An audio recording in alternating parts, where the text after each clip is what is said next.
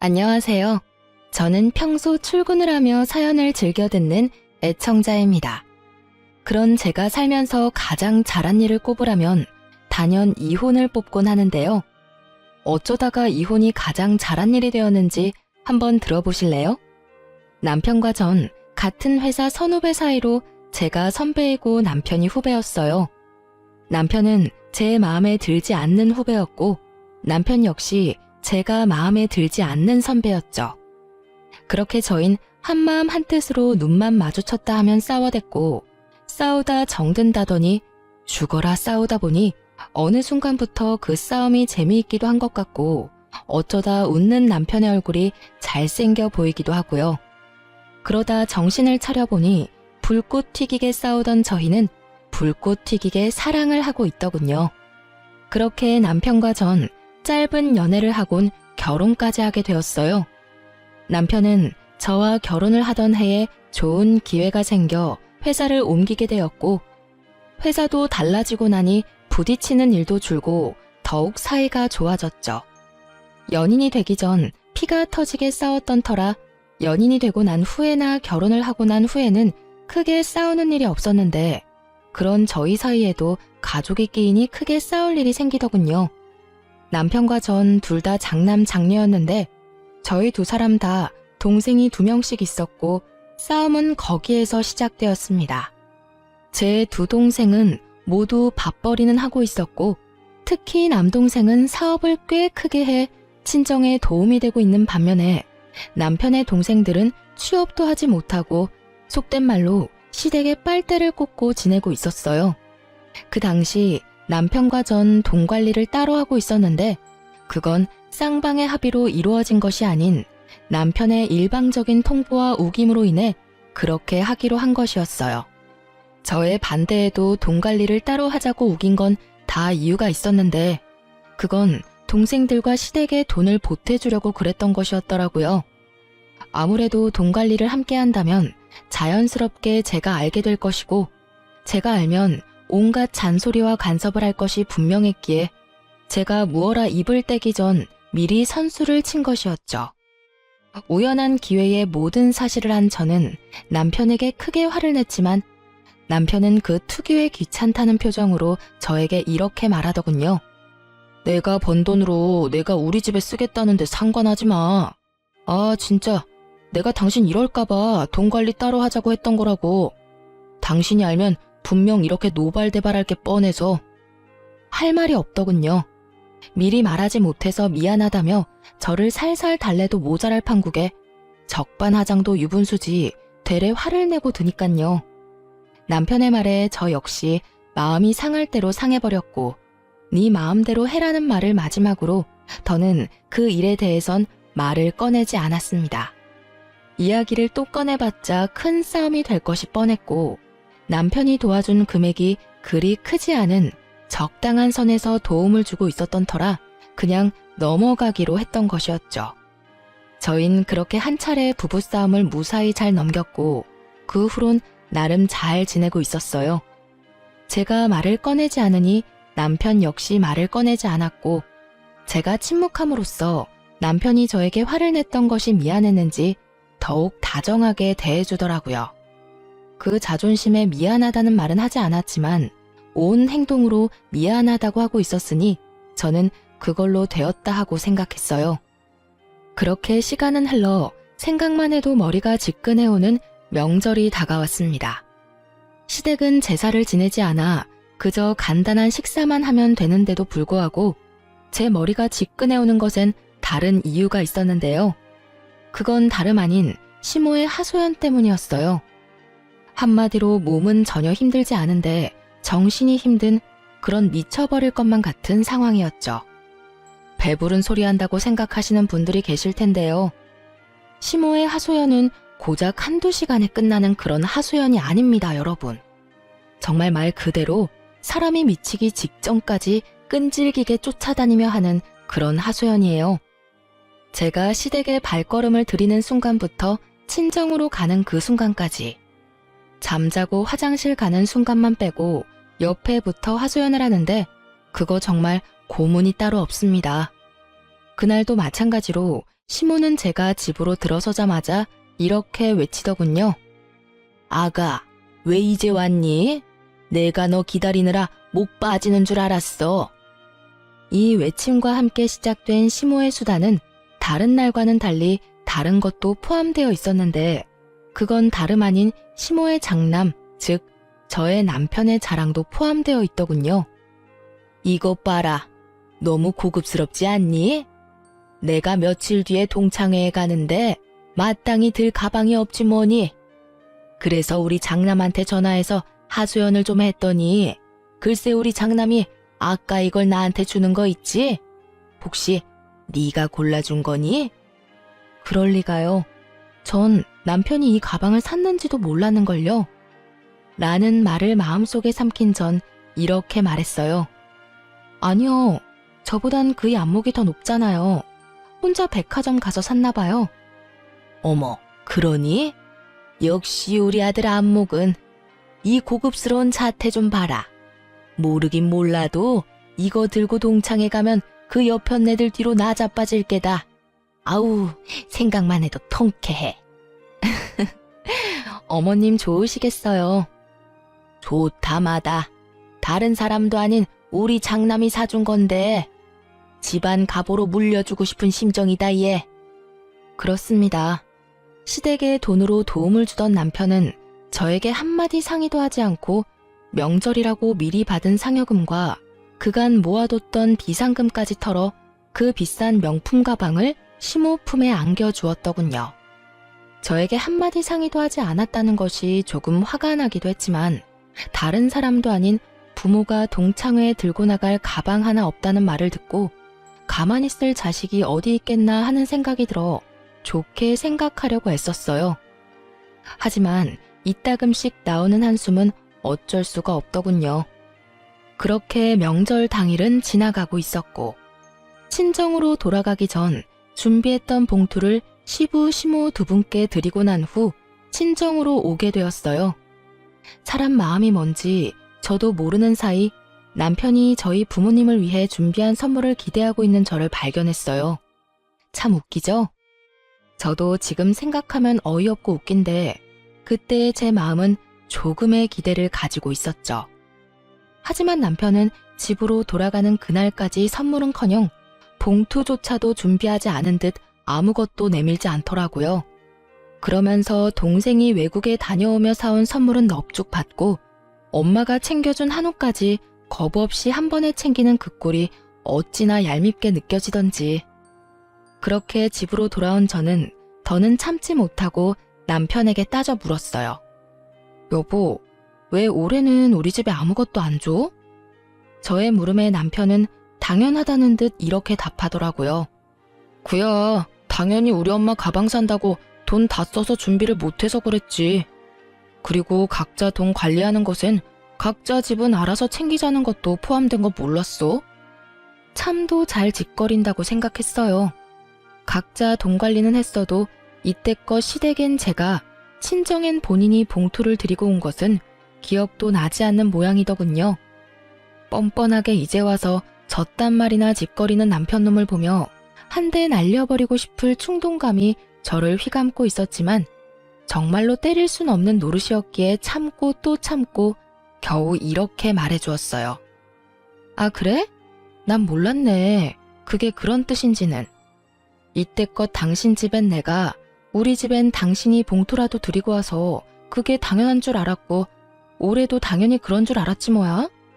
당신 생각이 그런 거면 내가 당신 부모님한테 봉투 줄 때 말려주지 그랬어.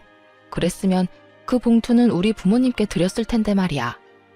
난 당신이 좋아서 드리는 건 줄 알았지. 그리고 그 정도는 드릴 수 있잖아? 아, 하여튼 앞으로는 각자 집에 각자 알아서 하자. 그 편이 깔끔한 것 같아. 그래? 그러면 그렇게 하도록 하자. 나야 당신 집에 신경 끄고 우리 집만 신경 쓰면 된다고 하면 더 간편하고 좋지. 그래, 그렇게 해. 그렇게 저흰 합의를 보았고 그 후 남편과 전 서로 아닌 척하지만 서먹해지는 관계를 느끼고 있었죠. 서서히 남편과 제가 멀어지는 와중 전 남동생의 가게에 볼 일이 있어 잠시 들렸고 그곳에서 어이없는 광경을 보게 되었어요. 그건 다름 아닌 제 남동생의 가게에 일하고 있는 도련님과 시누이의 모습이었죠. 이게 도대체 무슨 일이야? 왜 저 두 사람이 여기서 일을 하고 있어? 그게 사실은 매형이 전화가 왔었어. 우리 가게에 사람 구하는 걸 봤다면서. 그러면서 하는 말이 아직 자기 동생들이 취업을 못해서 그러는데 일 좀 시켜주면 안 되냐고 부탁을 하더라고. 그래서 겸사겸사에 알겠다고 했지 뭐. 아무리 그렇다고 해도 저 두 사람을 여기에다 취업을 시키면 어떻게 해? 그러면 어쩌냐? 다른 사람도 아니고 매형이 전화까지 와서 부탁하는데 나라고 뭐 뾰족한 수 있었겠어? 동생은 한숨을 쉬었고 전 두 사람을 바라보았어요. 제가 보고 있는 것을 뻔히 알고 있으면서도 두 사람은 일을 하는 둥 마는 둥 시간만 때우고 있더라고요. 제가 보고 있는데도 저 모양 저 꼴인데 평소 행실이야 물어봤자 입 아픈 행동이었고 전 하나마나한 질문 대신 남동생에게 단호하게 말했어요. 너 잘 들어? 매형이니 누나니 신경 쓰지 말고 시킬 건 정확하게 다 시켜. 그리고 일 못하면 아무것도 신경 쓰지 말고 해고해. 아유, 알겠어. 그런 걱정은 하지도 마. 그렇지 않아도 다른 직원들한테 하는 것처럼 3번까지 말로 경고하는데 그 뒤로도 고쳐지지 않으면 바로 퇴사 처리한다고 못 박아놨으니까. 남동생은 저에게 마지막까지 걱정하지 말라며 저를 안심시켰고 저는 그런 동생을 뒤로한 채 집으로 돌아왔어요. 집으로 돌아오니 저의 혈압을 있는 대로 올려놓은 남편놈은 뭐가 좋은지 휴대전화를 보며 하하호호 한바구음을 짓고 있더라고요. 그 모습에 전 분노가 끌어올랐고 남편에게 따지듯이 묻게 되었죠. 여보, 어떻게 시윤이한테 그런 부탁까지 할 수가 있어? 당신도 잘 알잖아. 그 가게 시윤이가 잠도 제대로 안 자고 밤낮 없이 고생하며 키운 가게라는 거. 그런 가게 어떻게 아가씨하고 도련님 취업 자리를 부탁하냐고. 아니, 마침 가게에 사람 구한다는 공고를 봐서 부탁 좀 했지. 그리고 그럴 수도 있는 거지. 뭐 그런 거 가지고 이렇게 화를 내? 가족끼리 서로 돕고 사는 거지 뭐. 그런 걸로 야박하게 구냐고. 야박하다니 참 어이가 없더군요. 남동생이 하는 가게는 자동차에 관련된 가게였는데 관련 지식이 없다면 그곳에서 할 일이 거의 없다고 해도 무방한 일이었죠. 그런데 자동차라면 개뿔 쥐뿔도 모르는 시누이와 도련님이 그곳에 취업을 했다는데 제가 화가 나지 않게 생겼나요? 그것도 동생이 어떻게 일군 가게이며 사업인 줄 뻔히 아는 저로서는 더욱 화가 치밀어 오를 수밖에 없었죠. 그걸 말이라고 해? 그쪽으로 관련해서 아무것도 모르는 사람들을 왜 부탁을 하냐고. 100번 좋게 생각해서 청소나 전산 업무 같은 걸 본다고 하더라도 그게 2명이나 필요한 일이냐 이 말이야. 부탁을 하려거든 둘 중에 한 명만 부탁할 것이지 왜 둘 다 거기 밀어 넣어놨냐고. 당신 말이 좀 심하다. 그러니까 당신은 내 동생들이 당신 동생 돈이나 축내고 있다. 이 말이 하고 싶은 거지? 하는 일 없이 월급이나 받아간다. 이 말이 하고 싶은 거잖아.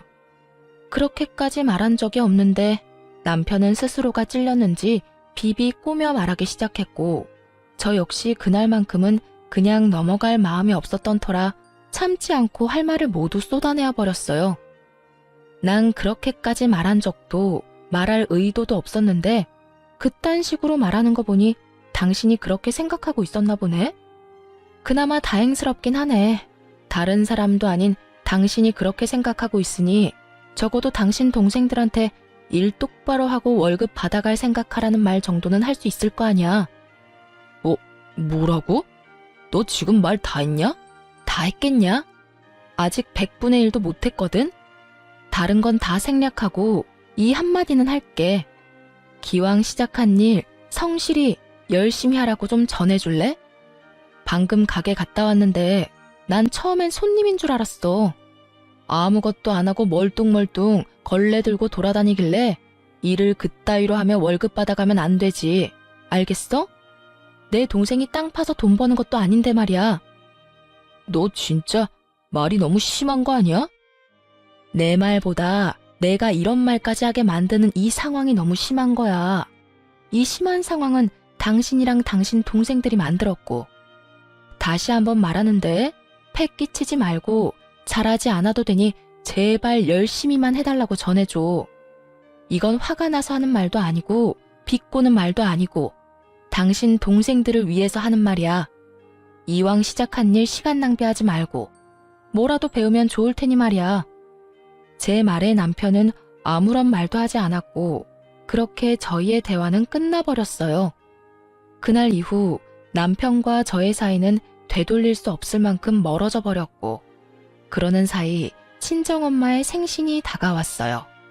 전 매년 하는 대로 식당 예약을 했고, 그 와중에 남편은 급하게 처리해야 하는 일이 생겼다며 조금 늦을 수도 있으니 기다리지 말고 먼저 식사를 하라는 연락만 남긴 채 소식이 없더군요.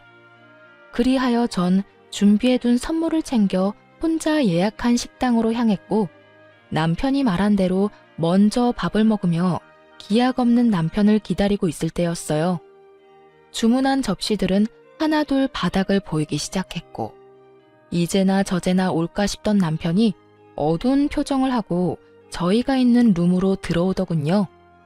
여보, 무슨 일 있어? 저는 걱정스러운 마음에 속삭이듯 남편에게 물었고, 충분히 들릴 만한 거리였는데도 불구하고 남편은 아무런 대답이 없더군요.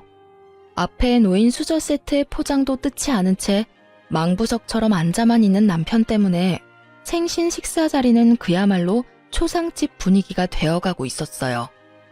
그렇게 무거운 분위기에서 식사가 끝이 나고 뒤이어 나온 차를 입으로 밀어넣는 것인지 코로 밀어넣는 것인지 알 수 없는 그때 남동생이 도저히 안 되겠다 싶었는지 남편에게 물어오더라고요. 왜 형, 무슨 일 있으세요? 표정이 너무 안 좋은데요. 남동생의 물음에 이때껏 무건수행을 하던 남편은 득달같이 화를 내며 동생에게 쏘아붙이기 시작하더군요. 무슨 일? 몰라서 물어? 처남이 내 동생들 잘났다며? 어떻게 처남이 내 동생을 그리 모질게 내칠 수가 있어? 내가 부탁까지 했는데. 그래요. 남편에게 생긴 급한 일은 도련님과 시누이의 일이었고, 그 일이라는 건 제 동생이 두 사람을 해고한 것이었어요. 저 역시 전혀 몰랐던 일이기에 동생을 바라보았고, 남편의 역성을 가만히 듣고 있던 동생은 긴 한숨을 쉬더니 이렇게 말하더군요. 왜 형, 일단 진정하고 이것부터 보고 화를 내도 내세요. 이렇게 말을 한 동생은 휴대전화를 꺼내 남편과 저에게 내밀었고, 그곳엔 도련님과 시누이가 번갈아가며 포스기에서 돈을 야금야금 꺼내가는 모습이 반복되어 재생되고 있었어요. 저도 웬만하면 그냥 넘어가려고 했어요. 기분 상하지 않게 좋은 말로 몇 번이나 말도 했었고요. 그런데 한두 번도 아니고 몇 번씩이나 돈을 꺼내가는데 도저히 그냥 둘 수가 없더라고요. 동생의 말이 끝나고 남편의 얼굴을 살피니 화가 엄청 난 것 같더군요. 하지만 자신이 무어라 입댈 상황이 아니란 걸 잘 아는 남편은 말하는 대신 얼굴을 붉히곤 가만히 있더라고요. 동생들을 대신해 한마디 사과의 말도 없는 남편의 몰상식한 행동에 동생 역시 기분이 상했는지 먼저 가보겠다고 말하며 부모님과 막내 동생을 데리고 가버렸어요. 그렇게 저와 남편만이 남게 되었죠. 다른 날도 아니고 엄마의 생신날. 이런 분위기가 되어버리니 제 기분도 썩 좋진 않더군요. 그것도 제가 그렇게 우려했던 시누이와 도련님의 잘못된 행동으로 이런 상황까지 왔다는 사실도 크게 한몫했고요. 화가 꽤 난 저도 어떤 말을 해야 할지 몰라 입을 다물고 있는데 남편놈이 감히 입을 떼기 시작하더라고요. 네 동생이 내 동생들한테 얼마나 짜게 굴었으면 저딴 짓까지 했겠어? 이 무슨 말도 안 되는 소리를 짓거리고 있는 것인지 처음엔 제 두 귀를 의심했습니다. 뭐라고? 지금 당신 뭐라고 했어? 네 동생이 내 동생들한테 월급을 얼마나 작게 줬으면 저딴 짓까지 했겠냐고. 애들이 얼마나 생활이 힘들었으면 저런 짓을 다 해? 전 기가 막혀 웃음이 나왔고 한참을 웃던 저는 남편의 그 말도 안 되는 생각을 부셔주었어요. 야, 네 동생들 다른 직원들 월급보다 훨씬 많이 챙겨줬어. 아, 월급이 아니구나. 주급으로 받아가셨단다. 생활이 힘드셔서. 그렇게 자기들 편의까지 다 봐주면서 데리고 있었더니 그딴 짓거리나 했다는 게 말이나 돼? 그것도 몇 번씩이나? 충동적으로 어쩔 수 없는 상황이라서 딱 한 번 그랬다고 해도 뜨악스러운데 뭐? 한두 번이 아니라고? 진짜 어이가 없네. 이 와중에도 당신은 당신 동생들만 생각하지? 제 말에 남편은 입을 꾹 다무는 것도 잠시 여전히 화를 내며 동생들이 가져간 돈을 그까지 푼돈이라고 하며 돌려줄 테니 얼만지 알아내 알려달라고 하더군요. 전 알겠다고 하며 자리에서 일어났고 남편 역시 제 뒤를 따랐어요. 식당을 나오며 전 하던 대로 계산을 했고 남편은 그마저도 마음에 들지 않는다는 투로 이렇게 말하더군요. 남의 동생 해고시키고 월급 주던 돈도 남아 돌 텐데 계산이나 하고 가지 왜 그냥 갔대? 전 대답할 가치조차 느끼지 못하는 남편의 말을 무시한 채 혼자 집으로 돌아와 버렸어요. 집에 도착하니 남편도 뒤이어 집으로 들어왔고 전 그런 남편놈과 말을 섞고 싶지 않아 최선을 다해 피하고 있을 때였어요. 남편은 눈길도 주지 않고 고개를 돌려버린 제 앞에 기어코 서서 저를 똑바로 보고선 말 같지도 않은 말을 짓거리기 시작하더군요. 나 도저히 안 되겠어. 내 동생들도 그까지 사업하게 해줄 거야. 그럴 능력 되면 시켜. 얼마든지 시키면 되지. 왜 그걸 굳이 나한테 말하는 거야? 이 집 살 때 내 돈도 정확히 절반 들어간 건 기억하지? 기억하지. 그건 왜? 당신 설마 아니지? 왜 아니겠어? 나 이 집 담보로 대출 받아서 내 동생들 앞길 열어줄 거니까 당신도 그렇게 알고 나하고 은행 같이 가. 공동 명의라서 같이 가야 할 거야. 그렇게까지 나온다고? 이렇게 막무가내로? 그래, 좋아. 당신 마음대로 뜻대로 다 해. 대신 이 집에 손대는 그 순간 나하고 이혼도 하게 될 거야. 이혼해도 괜찮으면 대출 받던가. 이혼? 해. 하면 되지. 난 이혼하는 한이 있더라도 대출 받아서 동생들 사업시킬 거니까 그런 줄 알아. 남편의 요구는 오기에 가까웠고 전 절대 그렇게는 못 해준다는 말을 남기고선 방으로 들어와 버렸어요. 그렇게 시작된 부부싸움은 끝날 기미가 보이지 않았고 서로에게 상처를 주는 말만 주고받을 뿐 대출 이야기는 나오지 않고 있었어요. 그렇게 싸움으로 시간 낭비를 하고 있는 와중에 야속하게도 시모의 생일이 다가왔고 전 남편의 말을 잘 듣는 아내가 되기로 했죠. 각자 집은 각자 알아서 잘 챙기자던 남편의 말을요. 전 매년 시부모님들의 생신이 되면 어김없이 평이 좋다고 소문이 난 식당을 예약해 모셨었고 저의 그런 대접을 꽤 좋아하셨었어요. 하지만 저는 남편의 뜻에 따라 아무것도 하지 않기로 했고 예약뿐만 아니라 매년 준비했던 봉투와 선물조차도 준비하지 않았죠. 시간은 째깍째깍 흘러가는데 저에게서 아무 연락이 없자 다급한 시모에게서 먼저 전화가 왔더라고요. 아가, 올해는 어디서 하니? 연락이 와야 할 시간이 지났는데 아무 연락이 없어서 먼저 전화해봤어. 아, 그게 그이가 알아서 한다고 해서 저도 기다리고 있어요. 어머님 아들 안목 잘 아시잖아요. 아마 모르긴 몰라도 엄청 좋은 장소로 구하느라 연락이 늦어지나 본데 조금 기다려보세요.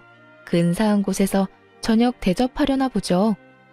어머, 그러니? 역시 우리 아들이 최고지. 그건 그렇고 이번에 우리 개모임 하는 친구들이랑 이번에 여행을 가기로 했는데 그 경비가 꽤 많이 들 것 같아. 그냥 그렇다고. 대놓고 경비 이야기를 꺼내는 시모의 의중이야 뻔했고 전 속이 시꺼먼 시모에게 저녁에 보자는 말을 하고선 전화를 끊어버렸어요. 그리곤 휴대전화를 내려놓는데 남편에게서 전화가 오더군요. 오늘 어디서 보기로 했어? 그걸 왜 나한테 물어? 매년 당신이 예약했었잖아. 올해는 어디 예약했는데? 나 예약 안 했는데? 당신이 앞으로는 각자 집 각자 챙기자고 했잖아. 기억 안 나? 저의 말에 남편은 도리어 저에게 따지고 들며 화를 내더라고요. 당신 진짜 이럴 거야? 매년 당신이 했으면 올해도 당연히 당신이 했었어야지. 내가 왜 그래야 하는데? 각자 알아서 챙기자고 말한 사람도 당신이고 우리 엄마 생일날 버젓이 빈손으로 와서 뚱한 얼굴로 내내 자리만 지키다가 결국 그 자리를 망쳐버린 것도 당신이었어. 그래서 정말 식당 예약 안 했다는 거야? 당신 지금 나한테 복수해? 내가 장모님 생신 자리 망쳤다고 나한테 복수하는 거냐고. 망친 건 알고 있다니 정말 다행이다. 말이 나왔으니까 하는 말인데 당신은 그따위로 행동해놓고 나한텐 어머님 식당 예약까지 바란다고? 뻔뻔한 거야, 생각이 없는 거야? 그리고 난 복수 따위를 하는 게 아니라 당신이 시키는 대로 바라는 대로 해준 것뿐이야.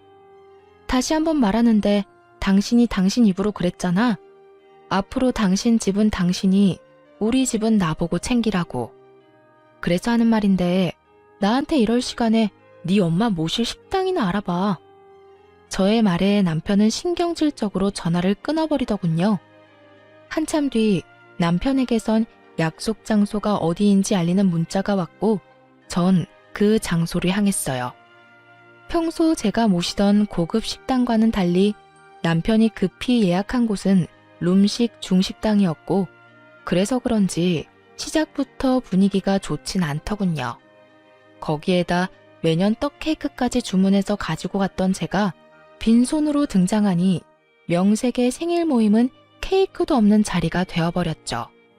그래도 자식이 3명이나 되는데 왜 케이크 하나 준비한 인간이 없는 것인지 참 대단하다 싶더군요.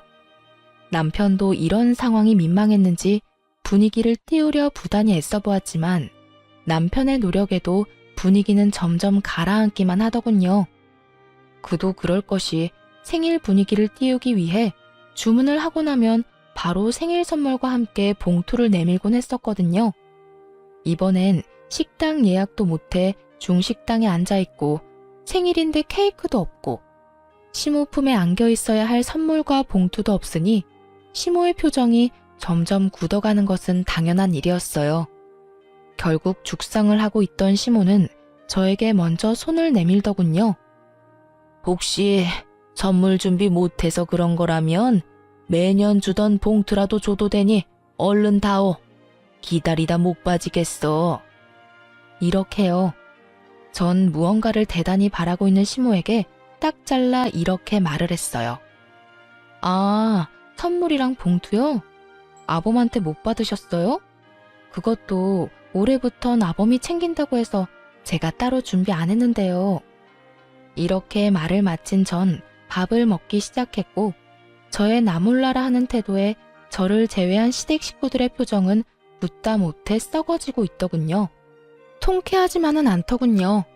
고작 제가 신경을 쓰지 않고 챙기지 않았을 뿐인데 엉망진창이 되어버린 그 상황이 말이에요. 분명 저의 잘못은 하나도 없지만 불편하기 짝이 없는 그 상황을 애써 무시하며 밥만 열심히 먹었고 남편은 그런 저를 한번 쏘아보고선 젓가락을 거칠게 내려놓더군요.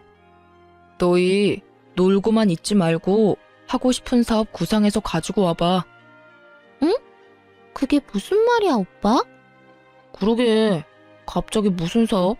형이 투자해 줄 거야? 그래, 내가 대출 받아서 투자해 줄 테니까 기가 막히는 아이템으로 잘 구상해서 와. 남편의 말에 시동생들은 얼싸안고 기뻐했고 전 나지막한 목소리로 남편을 불렀어요. 여보, 진심이야? 마지막이었던 저의 물음은 남편에게 닿지 않았고 시동생들과 시모는 얼굴에 웃음꽃이 피며 남편을 찬양하고 있더군요. 우리 장남, 우리 아들, 역시 통 큰 거 좀 봐라. 동생들 걱정하는 건 우리 장남밖에 없구나. 오빠, 정말이지. 나중에 가서 딴 말하기 없기다. 오빠 최고야, 정말. 형, 정말 고마워. 그렇지 않아도 나도 취업 말고 사업이 하고 싶었는데 어떻게 내 맘을 딱 알았지? 정말 형 고마워. 그렇게 되돌이표 같은 찬양들이 이어지고 있었고 저는 정말 마지막이라는 생각과 함께 남편을 부르며 남편의 옷가지를 잡아 끌었지만 돌아오는 것은 뿌리치는 손길과 저를 향한 멸시의 눈빛뿐이었어요. 그때서야 전 확신했죠. 미루고 미루던 참고 또 참아왔던 순간이 바로 지금이라는 것을요. 모든 것을 결심하고 나니 비로소 머리가 가벼워지더군요. 이렇게 후련한 걸 왜 지금에서야 결심하게 된 것인지. 이런 인간도 남편이라고 이때껏 참고 또 참았던 제가 미련하고 한심해서 참을 수가 없었지만 이제라도 옳은 결정을 내린 것을 이 와중에 다행이라는 생각을 하며 결심한 것을 행동에 옮기기로 했어요. 전 아무 말 없이 가방에서 고이 간직해왔던 이혼 서류를 내밀었어요. 그동안 머릿속에서 몇백 번이고 남편의 얼굴에 던졌지만 현실에선 차마 그렇게 하진 못했죠. 그리고 짧고 간단하게 선포했어요. 우리 이혼하자. 저의 갑작스럽지만 당연한 이혼 선포에 남편 대신 시모가 되물어 오더라고요. 너 갑자기 그게 무슨 말이니? 이혼이라니? 말 그대로예요. 이혼하려고요, 저희. 이 사람은 집 담보로 대출을 받아서라도 동생들 사업 자금을 대주고 싶고 전 그런 꼴은 못 보겠는 걸 어쩌겠어요? 그래서 동생들 사업 자금 대주는 날엔 이혼하는 날이라고 몇 번이나 말했는데 이렇게 나오는 거 보니 저하고 이혼하고 싶은 거 아니겠어요? 아니 얘 무슨 그런 일로 이혼까지 한다고 이 난리야. 가족끼리 서로 돕는 게 무슨 이혼 사유까지 된다고. 그러지 말고 좋게 좋게 생각하렴. 얘들이 잘 되면 너희한테도 좋지 않겠어? 이혼 사유가 될지 안 될지는 변호사 만나서 상담해 볼 테니 걱정하지 마시고요. 혹시나 이혼 사유가 되지 않는다고 해도 다른 이혼 사유들이 차고 넘치니까 이혼은 꼭 하려고 해요. 저의 눈빛엔 흔들림이 없었고 그랬기에 말투 또한 단호했어요. 그런 저와는 달리 남편의 눈빛은 속절없이 흔들리고 있었고 목소리 역시 떨리고 있더군요. 너 진짜 오늘 같은 날 꼭 이렇게까지 해야겠어? 오늘 다른 날도 아니고 우리 엄마 생신이야. 이런 날 꼭 이렇게까지 분위기를 망쳐야겠냐고. 그깟 이혼 얼마든지 해줄 테니까 일단 그 입 좀 다물고 조용히 있어. 남편의 말을 들은 전 더욱 조용할 수가 없겠더라고요. 그렇게 부모 생일이 중요한 인간이 불과 얼마 전 저희 친정엄마 생일엔 왜 그런 행동을 했는지 도무지 이해가 되지 않았거든요. 너 말 한 번 잘했다. 네 부모 생일은 그렇게나 중요한데 우리 부모님 생일은 중요하지도 않았어? 그래서 우리 엄마 생일날 그렇게 깽판을 쳤던 거야? 그날은 그럴 만한 이유가 있었잖아. 기억 안 나? 누구보다 기억이 생생했던 전 시부에게 모든 사실을 알려드렸어요. 아버님도 잘 알고 계시죠? 아가씨랑 도련님, 제 동생 가게에서 일하다 그만둔 거. 아니, 정확히는 쫓겨났다가 맞겠네요. 일하게 해달라고 부탁해서 자동차에 대해서 알지도 못하는 두 사람 일하게 해줬더니 글쎄 돈을 야금야금 빼돌렸다고 하더라고요. 그것도 한 번도 아닌 여러 번이요. 화가 머리끝까지 난 시부는 역정을 내기 시작했어요. 뭐라? 이런 정신 나간 것들이 내가 너힐 그렇게 가르쳤어? 어디서 도둑질이야 도둑질이. 그것도 사돈 총각 가게에서. 제정신 박힌 것들이 할 짓이야 그게? 그런 짓을 하다 들켰으면 손이 발이 되게 빌지는 못할 망정 뻔뻔하게 남의 탓을 해. 너희 당장 사돈 총각한테 가서 빌어. 아빠, 이미 다 지나간 일이야. 이제 와서 빌면 뭐해? 그래요 아버지. 우리보다 나이도 어리다고요. 그 밑에서 일한 것도 자존심 상하는데 그 어린 놈한테 가서 빌라뇨. 전 절대 못해요. 생각만 해도 자존심 상한다고요. 이것들이 아직 정신 못 차리고 너희보다 어린 사돈 밑에서 좋다고 일할 땐 언제고 뭐? 자존심이 상해? 그렇게 자존심이 중요한 인간들이 도둑질은 왜 해?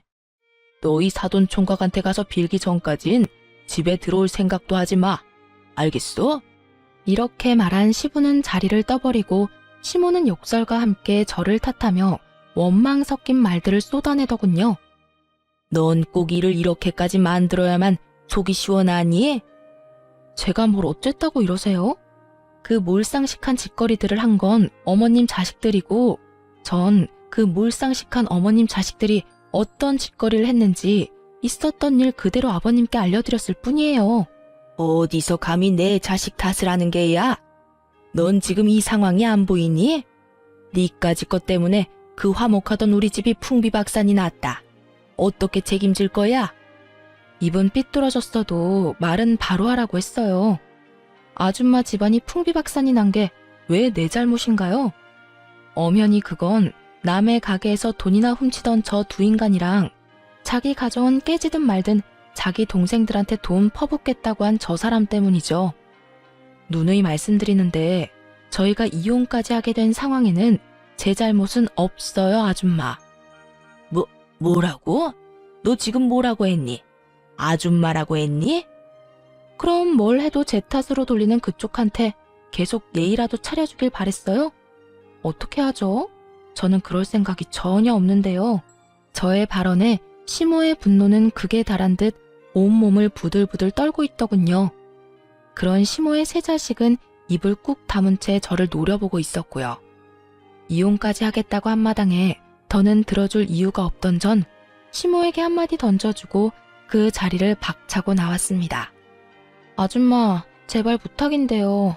자식들 교육이나 똑바로 시키고 내 탓을 하려거든 하세요. 네? 집으로 돌아온 저는 남편에게 문자를 보냈어요. 이혼하고 집이 정리될 때까진 집에선 제가 지내겠다고 했고 남편 역시 제가 꼴도 보기 싫었는지 집으로 돌아오지 않더군요. 그 후론 뻔하게 흘러갔습니다. 남편과 시동생들에겐 번갈아가며 입에 담지도 못할 욕설들이 문자로 왔고 문자로 만족하지 못한 시모에게선 전화까지 오더군요. 무슨 일이세요? 왜? 아줌마는 전화도 하면 안 되니? 할 말 있어 전화까지 했으면 말씀하세요. 괜한 시비 걸지 마시고요. 버르장머리 없는 년이 말하는 꼰세하고는. 니년 때문에 요즘 우리 집 분위기가 어떤지 알아? 남의 집 풍비박산을 내놓으니까 후련하니? 제 가정도 덕분에 풍비박산이 나서요. 속이 후련한지 어떤지는 잘 모르겠고 지금 바쁜데 할 말 더 있으세요? 이 나쁜 년. 시모는 끝까지 입에 담지도 못할 욕설을 내뱉었고 더는 듣고 있을 수 없었던 전 전화를 그냥 끊어버렸습니다. 시모와의 통화는 의도치는 않았지만 녹음이 되고 있었고 욕설 문자들과 함께 이혼 시 증거로 쓰기로 했죠. 이후 전 이혼 전문 변호사를 선임하게 되었고 그렇게 이혼을 진행하고 있는데 동생의 가게에 시동생들이 와 난동을 피우고 있다는 소식을 듣게 되었어요. 전 이러지도 저러지도 못하고 있는 동생에게 모든 상황을 설명하며 더는 참지 말고 알아서 하라고 했고 저의 말을 들은 동생은 경찰에 신고를 해버렸다고 하더군요. 그렇게 전 통쾌한 마음을 가지고 변호사분과 함께 카페에서 상담을 하고 있는데 남편이 어떻게 알고 찾아온 것인지 카페로 들이닥쳐 난동을 피우기 시작하더군요. 이 미친년이? 너 네 동생한테 뭐라고 했길래 내 동생들을 경찰에 넘겨? 네가 제정신이야? 너 때문에 내 동생들이 깜빵 가게 생겼다고. 당장 네 동생한테 전화해서 내 동생들 빼내라고 말해. 당장. 내가 왜? 그러게. 누가 남의 가게 가서 난동을 피우라고 했어? 얼마나 개판을 만들어놨으면 경찰에 신고까지 했겠어?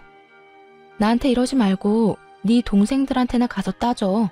이 모든 게 자업자득이니까 말이야. 자업자득 같은 소리 하네. 니년이 네 동생 시켜서 다 이렇게 만든 거잖아. 아, 긴 말 말고 얼른 일어나. 얼른 일어나서 내 동생들 빼내라고. 얼른. 욕은 기본이고 삿대질을 멈추지 않고 해대며 금방이라도 한 대 칠 기세로 쏘아붙이라고요. 이 모든 장면을 저의 맞은편에 앉은 변호사는 숨도 쉬지 않고 보고 있었고 유심히 보고만 있던 변호사는 이윽고 저에게 물어오더군요. 와, 이 정도면 충분히 승소하겠는데요. 혹시 녹음은 하셨나요? 아니요, 미처 그 생각까진 하지 못했어요. 제가 여기 CCTV 어떻게 해서든 구해볼 테니 이혼 걱정하지 말고 집에 가서 푹 주무시면 될 것 같네요. 그러면 상담은 오늘까지 하고 법원에서 보도록 합시다. 미소까지 보인 변호사가 떠난 후 그제야 상황 판단이 된 남편은 도끼 어린 눈빛으로 저를 보더군요. 독한 년, 꼭 이렇게까지 해야 해? 아직도 모르겠어? 상황을 이렇게까지 몰고 온 건 당신하고 당신 가족들이야. 내가 뭘 어쨌다고 이래? 내 가족들이 어쨌길래 이렇게까지 하냐고. 그걸 모른다는 사실이 놀랍지도 않다 정말. 여기까지 쫓아와서 피해자 코스프레나 하는 걸 보니 시간이 남아 도는 것 같은데 그럴 시간에 이혼할 준비나 해. 저의 말을 들은 남편은 제가 반응할 틈도 없이 저의 뺨을 때려버렸고 전 그 자리에서 곧바로 경찰에 신고를 해버렸어요. 남편은 경찰서까지 가게 되었고 소식을 들은 시모와 시부가 저를 찾아왔더군요. 시모만 왔었더라면 절대 합의란 없었을 텐데. 며느라기야, 나를 봐서라도 한 번만 용서해주면 안 되겠니? 이 모든 게 자식 잘못 키운 내 탓이다. 이렇게 내가 용서를 비마. 미안해. 정말 미안하단다. 고작 내 사과로 네 마음이 풀어지진 않겠지만 그래도 한 번만 마음 넓게 쓰고 내 못난 자식들 좀 구해주렴. 응? 평소 저에게 잘 대해주던 시부가 이토록 진심으로 용서를 구해오는데 안 된다 싫다는 말이 차마 나오지 않더군요. 그래서 동생과 함께 남편뿐 아니라 시동생들도 합의를 해주게 되었어요. 그 후 저의 이혼은 순조롭게 진행되었고 남편 시댁 식구들에게 각각 위자료를 받고 이혼하게 되었어요. 집은 판 후 정확히 반반으로 나눠 가졌고요. 그렇게 1년 저는 저대로 잘 지내고 있었어요. 결혼 후 싸웠던 기억이 더 많았던 터라 이혼에 대한 후회보단 왜 그런 인간이랑 결혼을 했을까에 대한 후회가 남아있을 뿐이었죠. 그러던 어느 날 퇴근을 하는데 회사 앞에 전 남편이 기다리고 있더군요. 행색이 눈뜨고 볼 수도 없을 만큼 형편없는 전 남편이요. 여기까지 무슨 일이야? 그게 할 말이 있어서 왔는데 어디라도 들어가서 이야기 좀 할까? 이러면서 저를 잡아 끄는데 순간 소름이 온몸에 돋아 그 손을 획 뿌리쳐버렸어요. 그럴 생각 없으니까 내 몸에 손대지 마. 할 말 있으면 여기서 짧게 하고 얼른 꺼져. 마주하고 있는 것도 역겨우니까. 저의 말에 남편은 우물쭈물 망설이는가 싶더니 말릴 새도 없이 무릎을 꿇고 빌기 시작하더군요. 한 번만 살려주라. 나 길거리에 나앉게 생겼어. 이렇게 시작한 전 남편의 하소연은 그야말로 가관이더군요.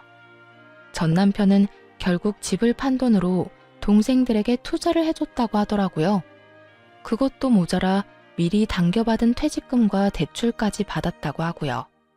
죽었다고 생각하고 열심히 해도 망할 수 있는 것이 사업인데 그 게을러 빠진 것들이 노력이나 제대로 했겠어요?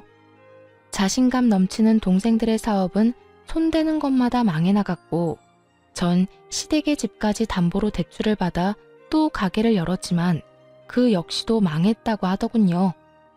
너무나도 뻔했던 결과라 솔직히 통쾌하다는 기분조차도 들지 않았어요. 그저 내 앞에서 무릎을 꿇고 있는 저 인간이 빨리 내 눈앞에서 사라져줬으면 좋겠다는 생각뿐이었죠.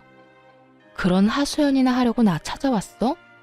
네 엄마도 그렇게 날 붙잡고 하소연만 해대더니 정말 두 사람 소름 끼치게 똑같다. 저의 말에 전 남편은 고개를 푹 숙였고 이내 개똥 같은 말을 뱉어내기 시작하더군요. 여보, 내가 정말 잘못했다는 거 알아.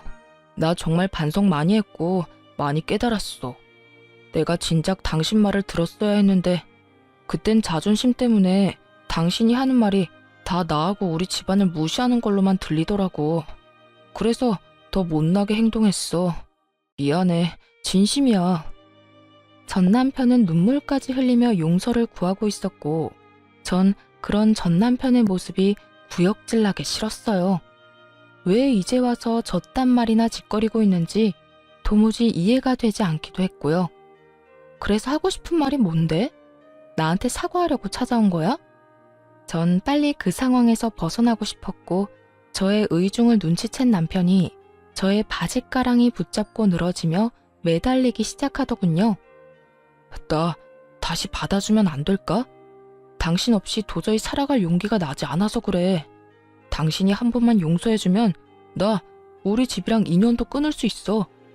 당신만 내 곁에 다시 와준다면 그까짓 가족 얼마든지 버릴 수 있다고. 너 드디어 미쳤니? 네가 가족까지 버린다고 하면 내가 받아줄 거라 생각한 거야? 정신 차려라 제발. 여보 제발. 당신 나 사랑했잖아. 우리 사랑했었잖아. 이혼한 지 1년이 넘어가는데 이제와 사랑을 운운하는 전 남편이라 정말 어이가 없어 웃음이 다 나오더군요. 어줍잖은 말로 돌려보내봤자 또 찾아올 것이 분명했기에 전 남편의 손을 매몰차게 뿌리친 저는 단호한 어투로 이렇게 말했어요. 착각은 혼자 집에서나 해. 애먼 사람 찾아와서 괴롭히지 말고. 내가 경고하는데 한 번만 더 이런 식으로 찾아와서 사람 귀찮게 하면 그땐 스토킹으로 신고해서 회사 생활은 하지도 못하게 만들 거야. 알겠어? 저의 으름장이 통했는지 전 남편은 몸을 세우며 저에게 욕을 뱉어내더군요. 나쁜 년. 내가 어떻게 너같이 독종 같은 년이랑 살았는지 모르겠다 정말. 마지막까지 최악이었던 전 남편은 욕과 함께 사라졌고 그것을 마지막으로 다신 보는 일은 없었습니다. 빚더미에 앉았을 텐데 회사 잘리는 것은 두려웠나 봅니다. 그 덕분에 걱정 없이 잘 지내고 있지만요. 그렇게 모든 사건이 끝난 후 전 앞서 말했듯이 아주 잘 지내고 있어요. 왜 진작 이혼하지 않았을까 싶을 정도로 만족스러운 생활을 하고 있습니다. 결혼 생활을 할 당시 신혼 초반을 빼곤 워낙 각자 생활에 익숙해져 있던 터라 혼자인 생활이 허전하다는 느낌은 전혀 없더군요. 사연을 들어보면 그 빌어먹을 전 남편이 가끔씩은 생각난다는 분들도 계시던데 저는 그런 것도 없었어요. 오히려 혼자인 지금의 삶과 생활이 더 익숙하고 편하다고 느낄 정도니까요. 특히 명절이 되면 더 좋은 거 있죠? 저희 집은 친척이 없어 명절이 되면 조금 외로운 감도 있었는데 요즘은 그럴 틈이 없어졌어요. 왜냐하면 긴 연휴 동안 부모님을 모시고 해외여행을 간다거나 연휴가 길지 않을 땐 국내의 공기 좋은 곳으로 여행을 다니고 있으니까요. 하여튼 전 더없이 좋은 날들을 지내고 있어요. 이로써 제 사연은 끝이 났습니다. 저의 긴 사연 함께 해주신 모든 분들 정말 감사합니다. 오늘도 좋은 하루 되세요.